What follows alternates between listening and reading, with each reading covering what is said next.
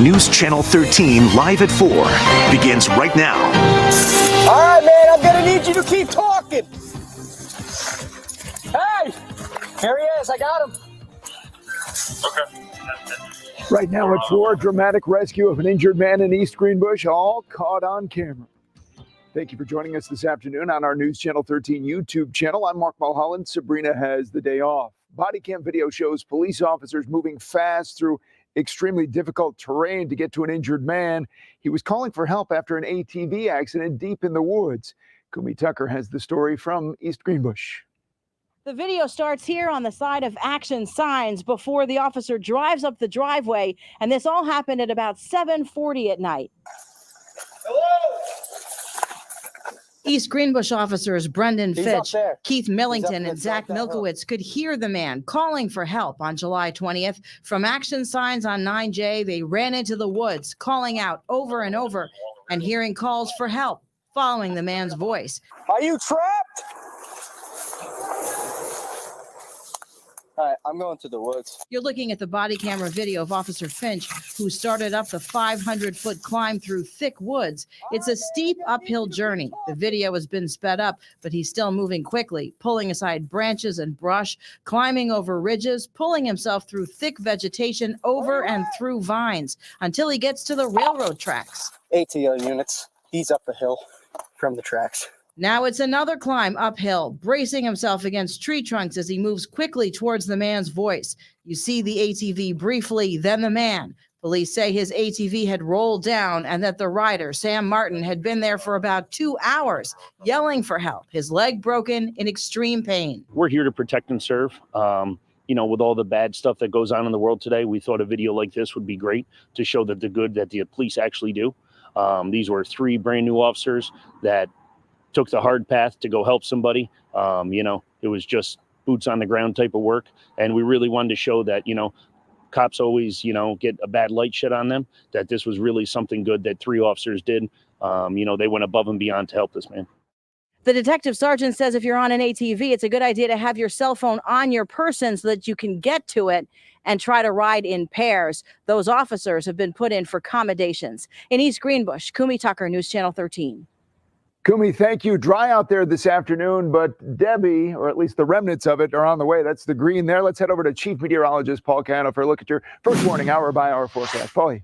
Hey, Mark. We're tracking that closely because the impacts of what's left of that storm will move in our direction for the end of the week. But right now, it's turned into a gorgeous afternoon, especially from the Twin Bridges north through Saratoga County, including Saratoga Springs. Look at that blue sky, some puffy fair weather cumulus at 77 degrees. It's warm, but it's also comfortable as the humidity levels have dropped considerably behind that wave of low pressure that brought the rain in late yesterday and overnight last night, only to depart this morning. Other temperatures mainly in the 70s, Albany at 75, Schaghticoke, Ballston, Spa, Glens Falls, all at 77, even some upper 60s and lower 70s, particularly off to our south where clouds are a bit thicker and slower to depart.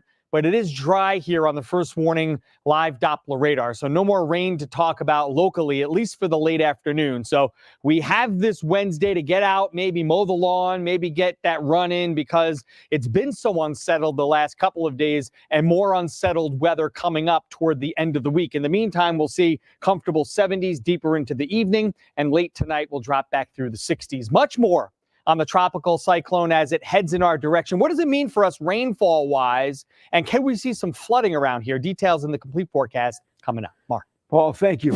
Here's a hypothetical scenario. So you're driving along in your car, you approach an intersection, and you notice the traffic light isn't working. It's dark. So what should you do? Well, the first thing you need to know is that situations like that are not always hypothetical. They really do happen, of course, especially during and after powerful storms. With Tropical Storm Debbie currently heading up the East Coast, malfunctioning traffic signals are possible, and they're dangerous. Drivers need to know that inoperative traffic lights, by law, should always be treated as an all-way stop sign. According to the Public Service Commission, there are roughly 185 power outages every day in New York. 20% of them are caused by storms. Disruptions.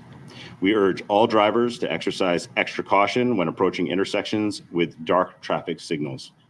Remember to treat these intersections as always stops, yielding the right of way to other vehicles and pedestrians as necessary.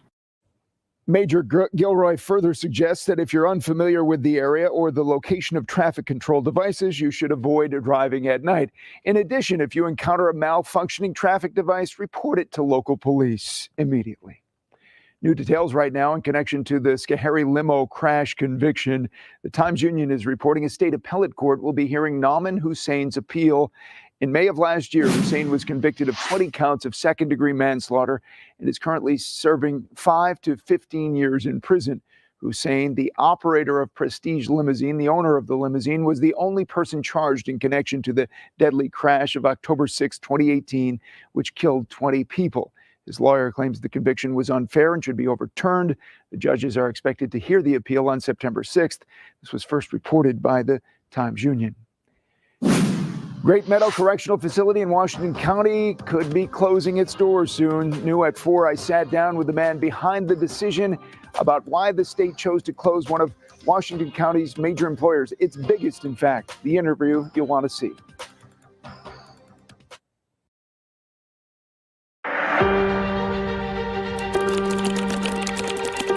The viral nature of his obituary, I think, would have made him happy that he was finally able to not only come out, but come out big.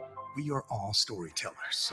Stories live inside the person who finds the strength to meet the challenge of the coming day. We're making this community strong. Stories live within the hearts of our neighbors. One Marine crawled Teddy's body and saved his life.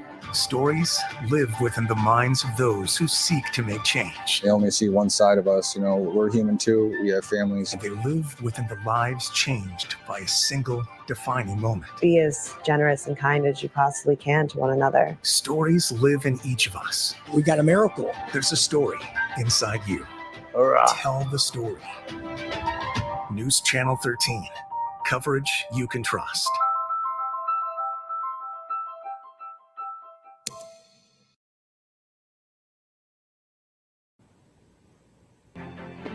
This afternoon, News Channel 13 salutes Sergeant Carl Neal from Catskill. Carl served in the Air Force from 1969 to 1975. He was awarded the Combat and Defense Medals of Honor for his heroic service. We salute him and we thank him for his service. New at 4, continuing our coverage of the planned closing of Great Meadow Correctional Facility, Washington County's biggest employer. Today, I'm hearing from the man who made the decision to shut down the maximum security prison. I talked one-on-one with State Corrections Commissioner Daniel Marticello about why he's closing Great Meadow in November, leaving roughly 650 people to transfer to other facilities or look for other careers. The commissioner telling me it's a direct result of not having enough staff around the state and correction officers aren't interested in transferring to Great Meadow. Great Meadow hasn't had a reassignment list in over 2 years. So I've been doing direct placements out of the academy and placing people at Great Meadow that aren't from that area that want to relocate to other prisons. Not having a reassignment list, that means that no one within the system is seeking to go there. That's correct. And what's driving that, do you think? People from that area are interested in being correction officers. It's diminished over the years.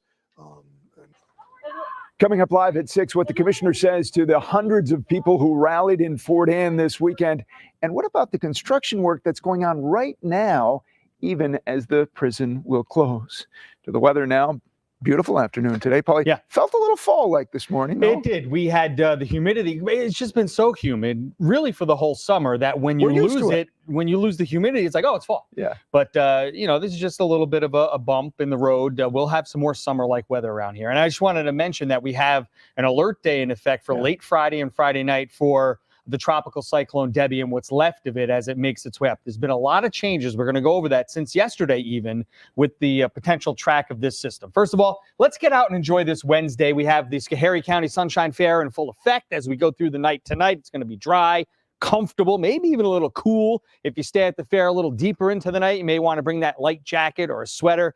Josh Turner's there, Taste of New York Circus and more. Go to sunshinefair.org. And why not? Look at what it looks like outside right now in the capital region.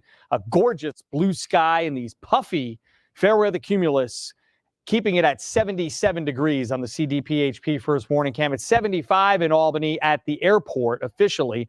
A lot of 70s showing up. See the 60s? Copake, Pittsfield, Tannersville, Roxbury. That's where the clouds have been tough to move out. So while we're all dry now, we do have some cloud cover off to the south, which is kind of hampering things. You can see it down here with the showers departing this morning through New England, sort of leftover moisture back here. So North Country, delightful. Down to the south of Albany, maybe a little bit more cloudy, but still dry. And it'll be dry for everyone late afternoon and evening as that front really got pushed off to the south behind that wave that brought the rain to our area yesterday. So a drier push tonight. High pressure building in, then all of our attention turns to the south where we'll focus on Debbie and its remnants interacting with the next trough of low pressure coming in. So tomorrow looks good to start. Nice and pleasant in the 50s to around 60, a lot of sun. Then the clouds thicken and the first few showers arrive. This isn't going to be the beginning of 2 days worth of rain, but I think we'll have some showers before the day is through tomorrow. Let's go through it. Hour by hour forecast, the dry weather tonight, thickening clouds tomorrow with some showers moving in by the end of the day and at night.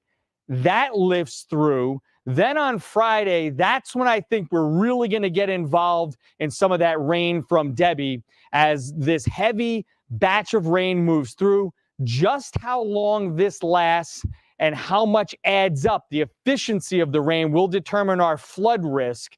And look at the track of the storm. It's really going to pick up speed. And this is one of those big changes from yesterday. Now it looks like by Friday night, the storm's going to be over Binghamton. And by Saturday morning, off into Canada, which means this thing could be in and out of here pretty quickly, which means the swath of heavy rain might not be as intense, which is good news for us when it comes to the potential for flooding.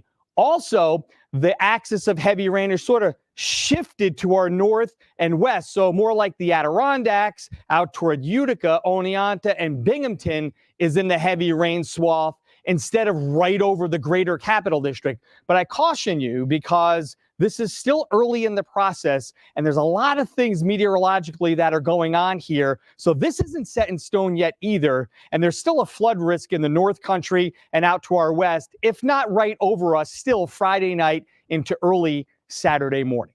So we'll go with a low of 57 tonight with partly cloudy skies. Just a great evening with the humidity out of here. Tomorrow, 77.